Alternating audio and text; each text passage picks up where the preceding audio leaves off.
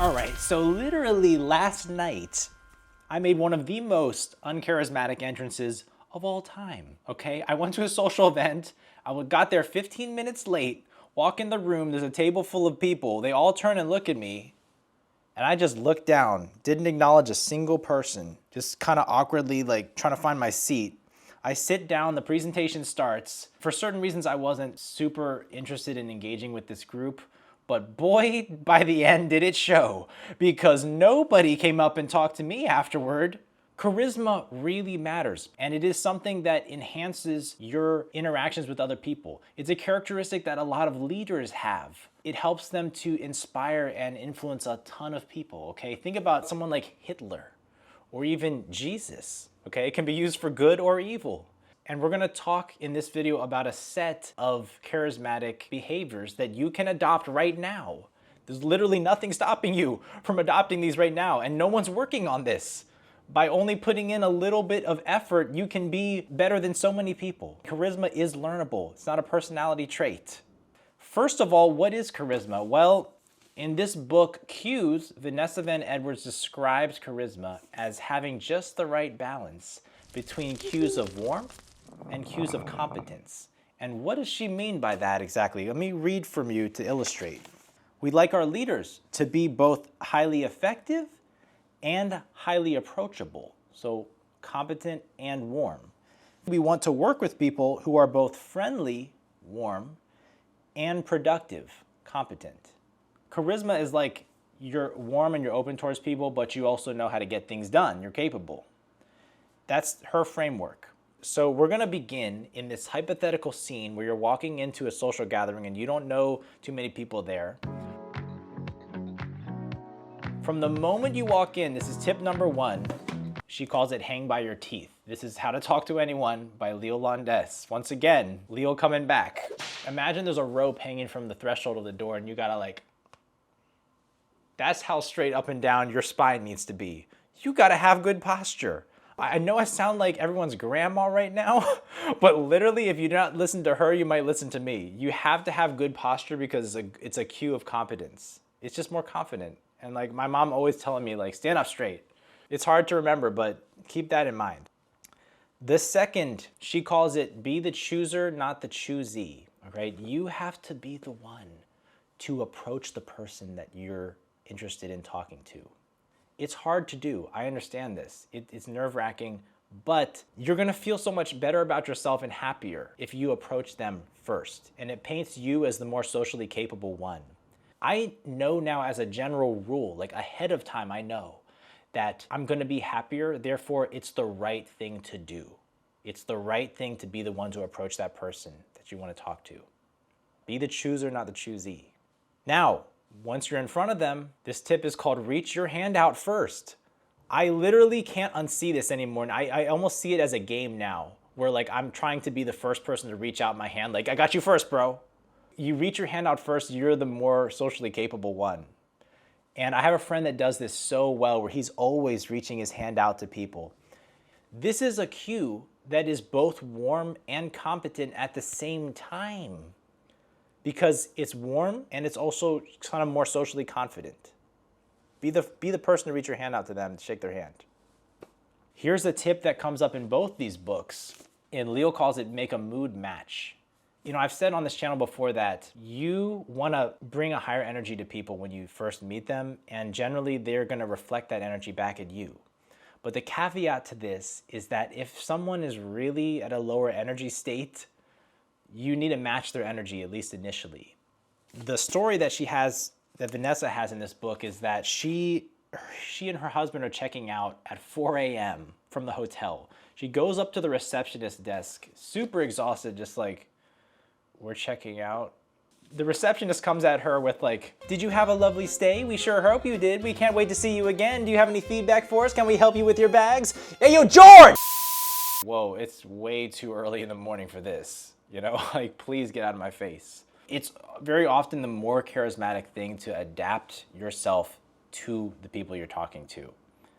This is one that I really love. Read positive intent wherever possible. I'm gonna read you a set of statements.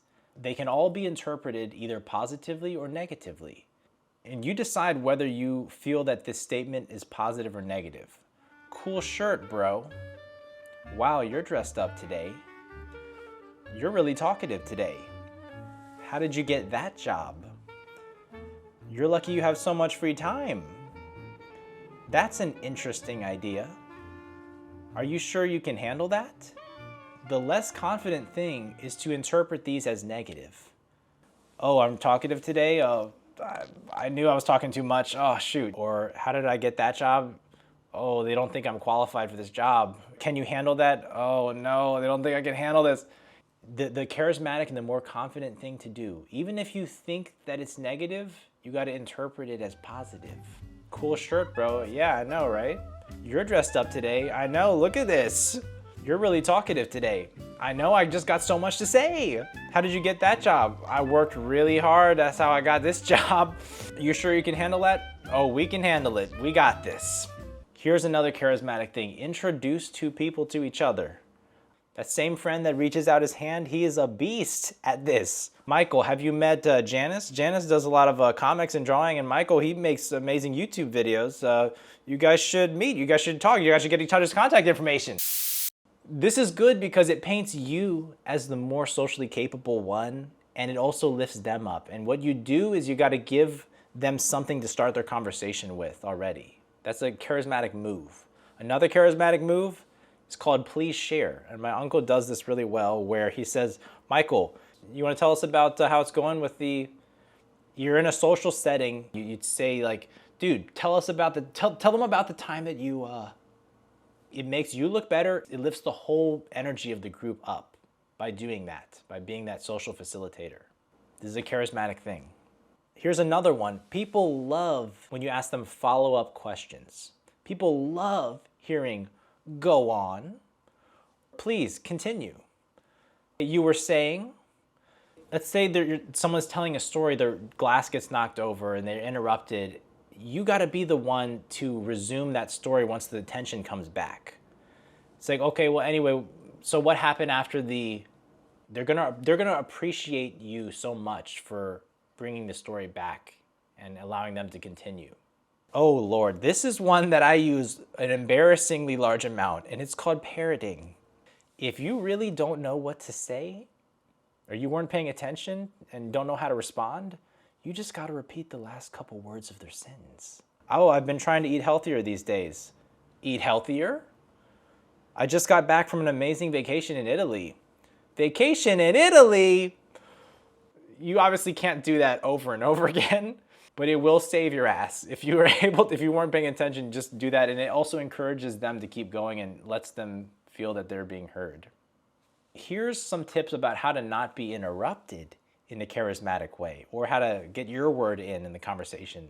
If you are talking and someone tries to cut you off, you gotta finish talking to the end of that sentence. And don't stop. Don't just stop because they're starting to talk. Because what it does is you keep talking, it sends a signal to them that you ain't gonna be interrupted. It's like training them to not interrupt you next time. If they are talking and you need to get your word in, what you can do is something called the bookmark, she calls it.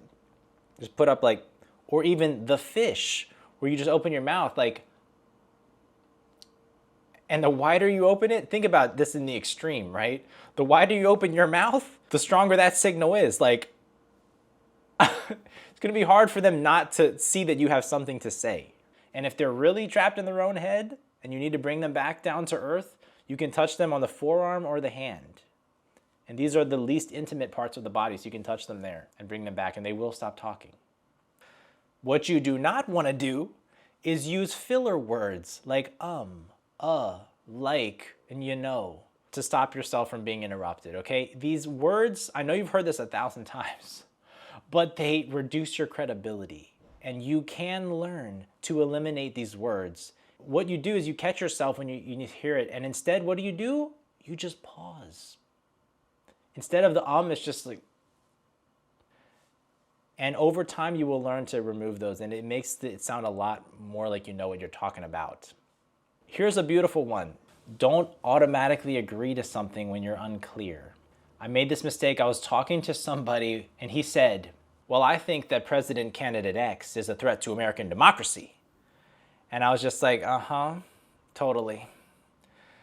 And later on, I heard him elaborating on this point to someone else, and he was going on and on about it, and I was like, oh no. I must have looked like a fool, because I clearly didn't know what I was talking about, just immediately agreeing like that. So, right, the people that know what they're talking about can easily detect the people that are bullshitting. And I was bullshitting. If you don't understand something, you gotta speak up and be more authentic about that and say, I'm not actually sure what you mean by that. Can you explain? Or, it's okay. And generally speaking, just being more disagreeable is a more competent trait. Be authentic if you do not agree with something. It's as simple as that. Here are some warm, nonverbal cues. The first one she says is that you gotta front, meaning you gotta turn your torso towards people and almost to kind of lean in and show that you're engaged when you're talking to them. And to me, it's kind of like the symbol of charisma. It's just like you're kind of like coming at them with a direct gaze and reaching your hand out. It's like you're really coming at them, and it's both warm and competent at the same time. Generally, if someone's turned away from you like this, it's like they're not engaged. So it's more charismatic to be attentive toward them. She also says you shouldn't be holding something. I am so guilty of this, where I would hold on to something for comfort. She says actually you want to remove all blockages, even like there's a computer monitor right here, you can't see it, but you'd remove everything between the channel of you and I. She says that nodding, like a slow nod, that's charismatic because it lets people know that they're being heard. It's like you're listening, you're understanding. Don't do a fast nod because that's like you're impatient. That's another warm cue, is nodding, because you're paying attention.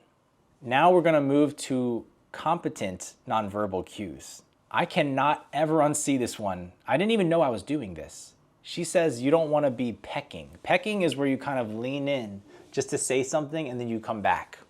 You're ordering, it's like, oh, I'd like to have and you come back. This is not a competent cue. What you want to do instead is just stay firm and just speak louder. Or even lean back. There isn't one answer that I have found for whether leaning forward or leaning back is more charismatic. It really just depends what you're trying to convey. Here's an interesting one. If someone's kind of closed in like this is not a very competent and confident body posture. She says that having an expansive body posture, like literally taking up more space, is a more competent cue. It turns out that like the most powerful people in the room tend to be taking up the most space, and they physically react or move the least. This is interesting.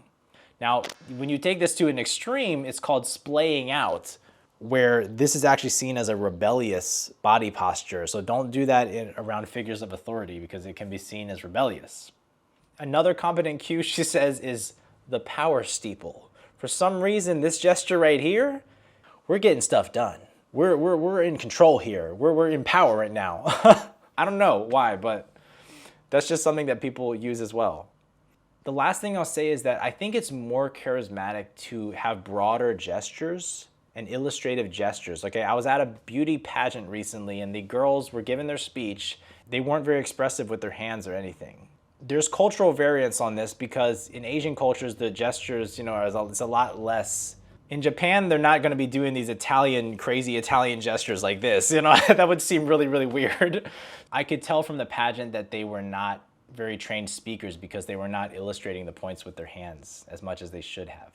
So the point of gestures is to help convey the story and be more illustrative. The last tip, if you're in a situation where there's an applause, someone is the first person to start. You can be the first person to commend someone's work or to applause. And that also kind of lifts you up and portrays you as a more charismatic person, if you're the first to stand up and commend someone's work like that. Just an interesting idea. That's all I have for you. Thank you so much for listening. I hope that these will benefit you. I think that just by trying them out, they start to feel more authentic to you, and they start to become more normalized over time. Please leave any thoughts you had in the comments. I really learned so much from all those comments. Thank you so much. Peace out. Bye.